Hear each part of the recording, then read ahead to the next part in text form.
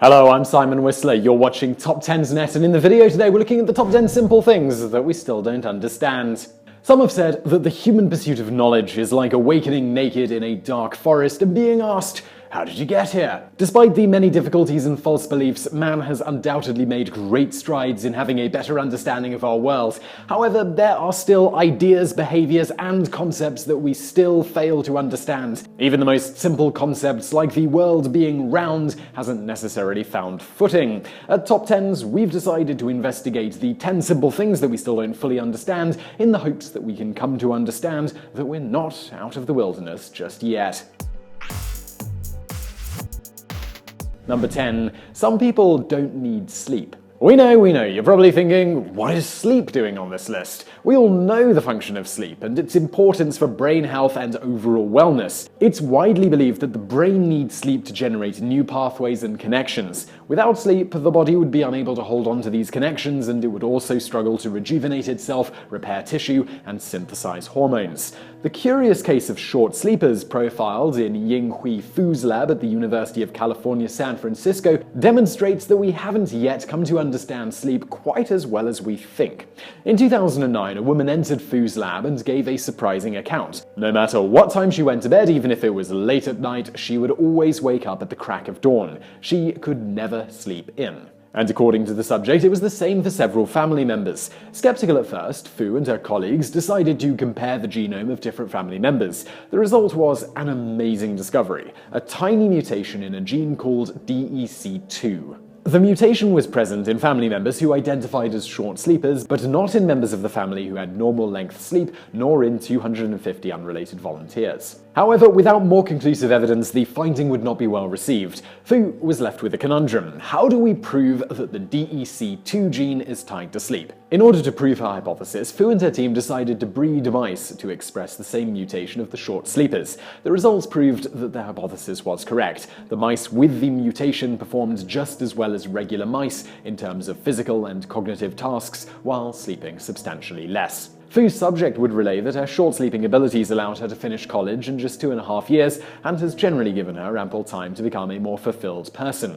Imagine having 60 extra days a year. That's a reality that future generations are almost certainly going to enjoy. Number 9. We still don't know how many species there are here on Earth. Since Noah and his ark, human beings have attempted to categorize and catalog the different species that we share the planet with. You think that by now we'd have a pretty concrete understanding of the other creatures that roam this planet with us, right? But we really don't. In fact, it's almost embarrassing how far-ranging our estimates are. Most taxonomists believe that we haven't even scratched the surface in discovering all the creatures that live on the planet. After nearly 250 years of work and the findings of over 15,000 new living beings each year, taxonomists still shy away from coming up with concrete estimates of how many species inhabit the Earth.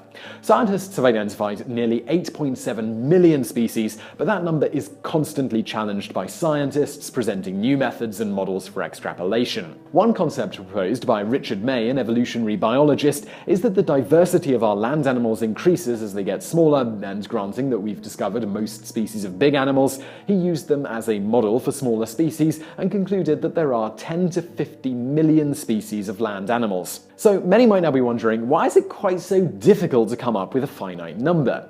One of the biggest reasons is that 99% of all living space is under the ocean, and we've explored less than 10% of it. Number 8. We know dreaming is important, but we don't know why. Sigmund Freud believed that dreams are a window into the unconscious mind, which express hidden feelings that are repressed or that we're simply unaware of. And while that may not be true, it's just one of the many theories on the nature of dreams that have not resulted in any fundamental answers. What we do know for certain is that everybody dreams. The most vivid dreams occur during the REM cycle, when the brain is most active, and while it may not feel like it, experts claim we dream at least 4 to 6 times per night. If we're said to dream 6 times a night and rarely remember our dreams, what could possibly be their purpose? Why do we remember some dreams, and why do we not remember others? Well, we simply have no answers. What we do know is that dreaming is important to our health and well-being, though. A study in which researchers woke subjects just as they were drifting off into REM sleep found that those who were not allowed to dream experienced increased tension, anxiety, depression, difficulty concentrating, lack of coordination, weight gain, and a tendency to hallucinate. So we guess that we found new meaning in the phrase, never stop dreaming. Number 7. Laughing. A universal language. Something as universal as laughter would seemingly be easy to explain, but it's not. Like dreams, laughter is a powerful display of our unconscious. Laughter is involuntary and thus is a window into our sensibilities. Think about it. Laughter changes our facial expressions. It elicits noises, some more flattering than others, and is without question contagious. Who hasn't been in a room where everyone suddenly breaks out in fits of laughter? So the big question is, what triggers it? And the answer to that is it's not as simple as you probably think. Studies have shown that laughter is less about humor and more about social interaction and communication. Laughter is first exhibited in a child at around 3.5 to 4 months of age, which is well before speech, and as such, laughter, similar to crying, is a way for an infant to interact with the mother. The idea that laughter is another form of communication was studied by researchers who went to local malls and city sidewalks and recorded what happened just before people laughed. Over the course of nearly 10 years and observing more than 2,000 cases of naturally occurring laughter, they found that most laughter does not follow jokes. People laugh after a variety of statements, such as, "Hey John, where you been?" and "Here comes Mary." It's not a leap then to suggest that laughter supplements language to undress situations and to better form relationships or create bonds. Number 6. Yawning cools the brain. Another involuntary action that we've been unable to come to terms with is yawning. It's a behavior that occurs across all species and has managed to puzzle scientists. A widely held belief that yawning occurs so oxygen can enter our bloodstream to wake us up when we're becoming drowsy has actually been disproven. Stephen Platek, a psychology professor at George Gwynedd College, is one of the many scientists who have said that there is zero evidence that yawning affects the levels of oxygen in the bloodstream, and it also doesn't affect blood pressure and the heart rate.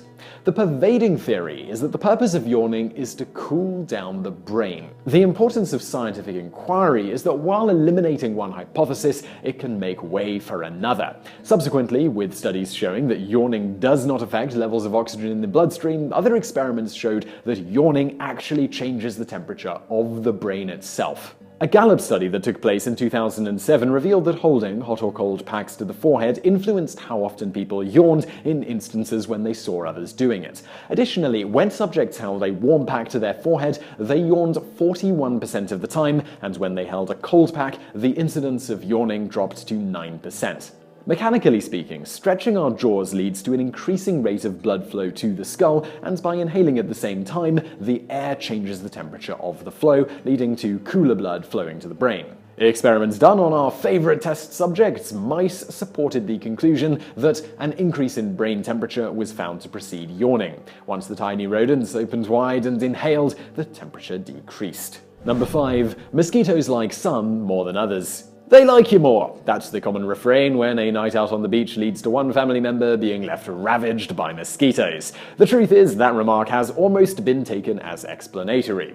In reality, most of us don't know why some individuals are targeted more than others. Scientists have come to believe that 20% of the population is more attractive to mosquitoes than others. Scientists have not quite settled on what exactly distinguishes that 20%, but one of the leading theories is blood type. A study found that type O blood was twice more likely to be bitten than type A. The data is less conclusive with type B, with researchers concluding that it falls somewhere in the middle of desirable and undesirable for mosquitoes. Number 4. Blushing may have started as a social custom. Man is the only animal that blushes or needs to. The eternal words of Mark Twain need only to tell us why exactly man needs to. It seems to be the most basic of human behaviors. We blush when we're embarrassed.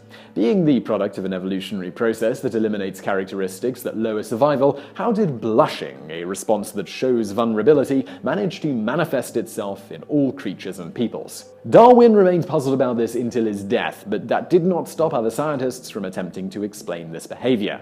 Currently, one of the leading theories of the origin of blushing is that it began as an appeasement ritual to submit to the authority of dominant members of a group. Naturally, submitting to said member would then increase one's chances of survival in that group. Scientists believe that as our social interactions later became more complex, it became intertwined with emotions like guilt, shame, and embarrassment. And as the rearing of family became of the utmost importance in agrarian societies, neuroscientists note that it may have been viewed as socially desirable and attractive for women to blush and therefore reveal honesty to men. Number 3. What's the deal with pubic hair? No longer hairy apes, we've evolved and lost most of our thick wool of hair that seemed to represent that earlier period in our evolutionary past. However, a reminder that history remains in the most unlikely of places, hair grows in our genital regions. What purpose could pubic hair possibly have, though? So if you've been following along so far, you'll know that the answer is, well, far from straightforward. One of the most popular theories is that since thicker hair gathers in regions where we have apocrine, scent-sweat glands, as well as eccrine, cooling ones,